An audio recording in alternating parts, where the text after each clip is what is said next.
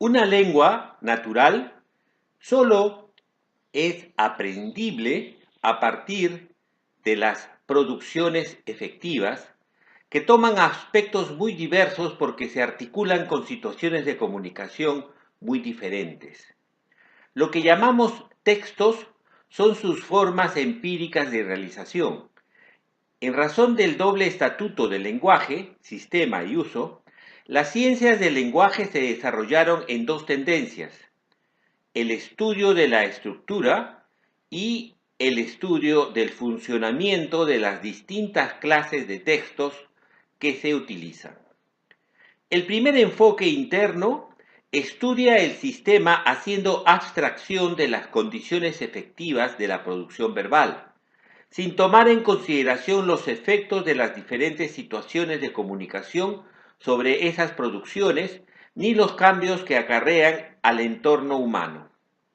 Este tipo legítimo de enfoque conduce a gramáticas y metodologías de análisis de la estructura, pues algunas de sus unidades, categorías y reglas son identificables y definibles independientemente de su contexto de uso. Su limitación principal consiste en que sólo puede describirse desde una perspectiva las características estructurales de las oraciones y sus constituyentes, pero dejan de lado una serie de unidades que escapan a las restricciones del sistema, que no pueden ser analizadas sin tener en cuenta el diálogo cotexto-contexto. El segundo enfoque pretende estudiar las producciones verbales en sus dimensiones empíricas efectivas, centrándose en la organización y funcionamiento de los textos, es decir, con una metodología externa y contextual. Analiza las relaciones de interdependencia entre características de las situaciones de producción y rasgos pertinentes de los textos, orientándose hacia el efecto que realizan los textos en los receptores o interpretantes. Esta perspectiva corresponde al interaccionismo sociodiscursivo, que establece en primera instancia niveles de aprehensión de los textos que presentaremos en forma sucinta a continuación: el texto como entidad genérica, como clase de textos y como singularidad empírica. La noción de texto puede aplicarse a toda producción verbal situada oral o escrita. Sus características comunes son: todo texto está en relación de interdependencia con las propiedades del contexto. Presenta un modo de organización de su contenido referencial, articula las oraciones de acuerdo con reglas de composición estrictas y pone en práctica mecanismos de textualización y de asunción de responsabilidades enunciativas destinadas a garantizar su coherencia interna. En términos generales, todo texto pretende inducir cierto efecto en su receptor o interpretante. Este primer sentido de la noción de texto designa toda unidad de producción verbal que vehicula un mensaje lingüísticamente organizado y tiende a producir en su destinatario un efecto de coherencia, constituyendo una unidad comunicativa de rango superior.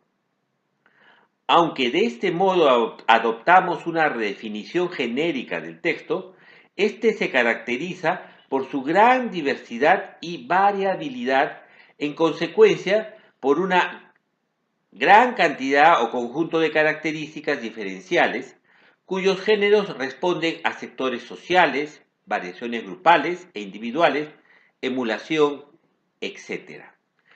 Los textos son productos de la actividad humana que se articulan con las necesidades, intereses y condiciones de funcionamiento de las formaciones sociales en cuyo seno se producen.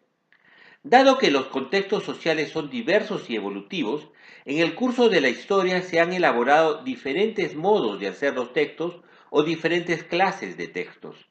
Esta noción de clase de texto, por ahora vaga y provisional, designa todo conjunto de textos que presentan ciertas características comunes. La aparición de una clase de texto puede estar ligada a la aparición de motivaciones sociales nuevas, es decir, de intercambio comunicativo nuevo o de nuevos soportes para la comunicación. La noción de género de texto ha servido para la elaboración de múltiples propuestas de clasificación. Gracias a la contribución de Medvedev y Voloshinov, se ha aplicado progresivamente al conjunto de las producciones verbales organizadas, a las formas escritas y al conjunto de las formas textuales orales, ya sea institucionalizadas o del lenguaje cotidiano. De ello resulta que toda clase de texto pasa a ser susceptible de ser considerada como un género y, en consecuencia, todo ejemplar de texto puede considerarse adscrito a un género determinado, aunque los géneros de texto siguen siendo entidades esencialmente vagas por la cantidad de criterios que pueden legítimamente usarse para definir un género. Esta dificultad deriva del carácter fundamentalmente histórico y adaptativo de las producciones textuales. El género está en perpetuo movimiento, movilidad que ocasiona que las fronteras no siempre puedan establecerse claramente o que ciertas clases nuevas no tengan denominación alguna. Por ello, hemos optado por llamar texto a toda unidad de producción verbal situada, finita y autosuficiente desde el punto de vista accional y comunicativo. El texto literario, como uso de la escritura, implica géneros sociodiscursivos, clase o tipo de discurso y género literario como uso singular. En la medida que todo texto se inscribe necesariamente en un conjunto o un género, adoptamos la expresión género de texto en lugar de género de discurso, dado que, por su relación de interdependencia con las actividades humanas, los géneros son múltiples, incluso infinitos. En cambio, los segmentos que entran en su composición son limitados e identificables: relato, descripción, diálogo, argumentación, etc. Por ello, los designaremos discursos. Estos, en la medida que presenten fuertes regularidades de estructuración lingüística, pertenecerán a un tipo de discurso en lugar de tipo textual. Sin embargo, lo señalado no basta para dar cuenta de la totalidad del texto, pues incluso cuando pertenecen a un mismo género y están compuestos por tipos de discursos idénticos, pueden diferenciarse en diversos aspectos. Cada texto en singular presenta características individuales y por lo tanto constituye un objeto siempre único. La noción de texto singular o empírico designa una unidad concreta de producción verbal que depende necesariamente de un género, que está compuesto por varios tipos de discursos y que conserva la huella de decisiones tomadas por la enunciación en función de las posibilidades lingüísticas y la situación comunicativa particular.